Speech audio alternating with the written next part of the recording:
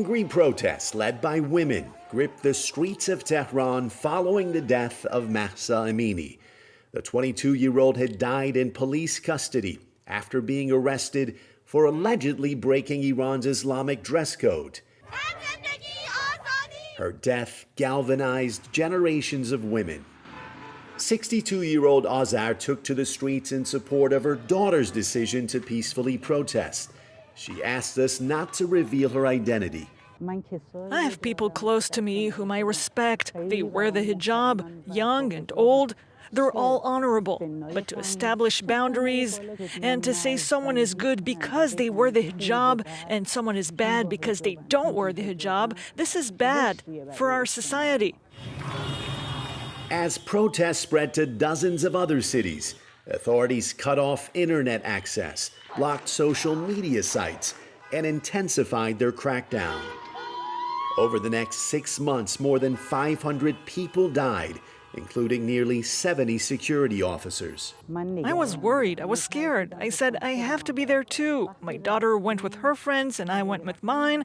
When we got there, the security forces behaved like it was urban warfare, when in fact it was a sit-in by only girls and women. Rarely did you see men there.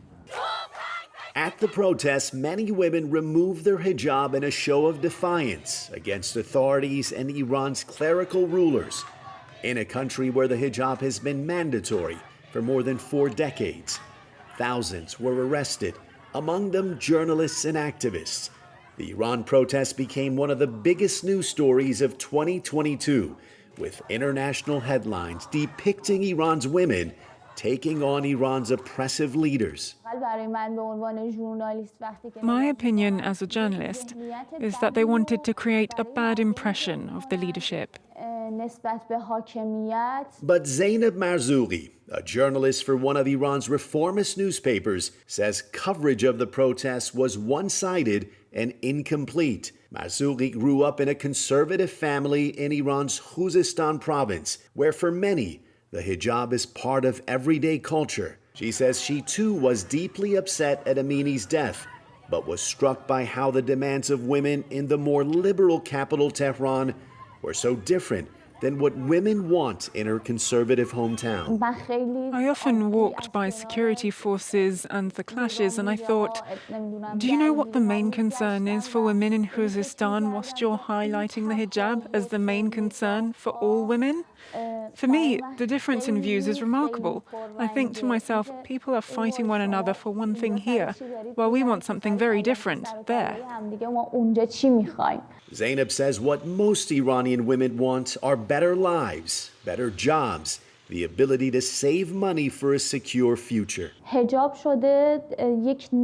hijab has become a symbol in civil protests against the erosion of society and our economic situation. When people see that the leadership is sensitive to the issue of the hijab, then they will push their buttons and remove it.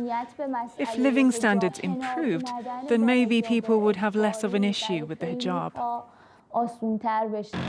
1 year after the death of Mahsa Amini, the mandatory hijab law is still in place, and Iran's leadership still denies Amini was beaten to death. At a recent news conference, a judiciary official described the unrest as a hybrid war instigated by the West.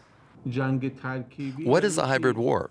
It means you have destruction, riots, and disorder that is sown not just in the streets, but in universities, prisons, and schools.